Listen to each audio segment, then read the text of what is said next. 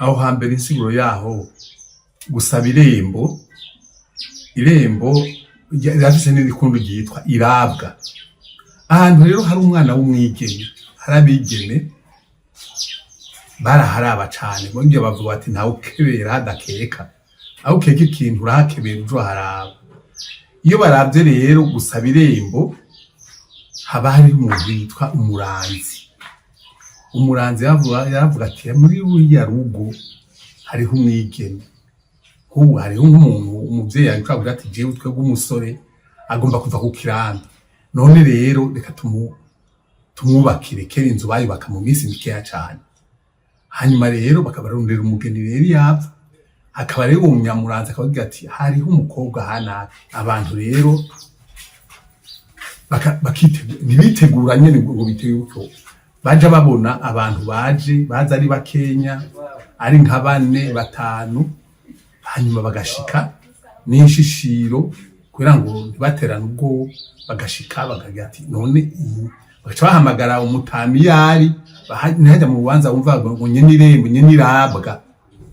Hanyuma rero bakavuga, akaza akababaza ati mwe muri bande, ihishiro rigenzwa n'iki?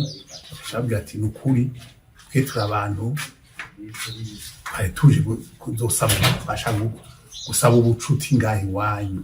Umupfasoni ntiyatanga irembo, hatanga irembo umushinga ntahe nyene urugo nyene irabwa nyene irembo, canke atakihabaye se wabo w'uwo mukobwa canke iyindi nshuti ishika, umuntu w'umugabo agatanga rero irembo.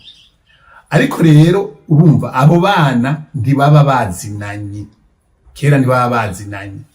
Uwo muhungu n'umunsi wo kuja gusasigwa ibirago ntiyagenda, ntibanamumenya, ntibabonana. Ariko ubu rero irembo mu bintu vy'ubu n'abana baba bamaze kubonana ubwa mbere, bakikundanira, bagaheza rero bakavugana ati rero tuze tubibwira abavyeyi. Umva kera abavyeyi nibo babimenye ubwa mbere, ariko ubu abana nibo bashimana bagaheza bakabibwira abavyeyi. Abavyeyi umunsi rero wo kugira ngo abavyeyi babonane nivyo bita gusaba irembo.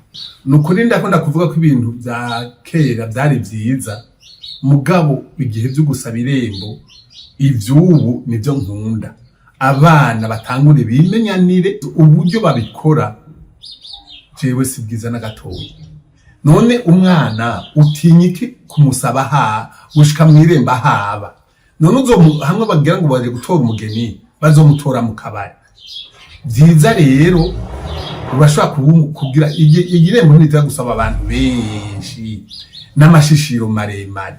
Aho uba niho ukwiriye gusabirwa irembo, ari habi ari heza, ari ahatunze ari hakene, bakabona uwo mwana ahavuye.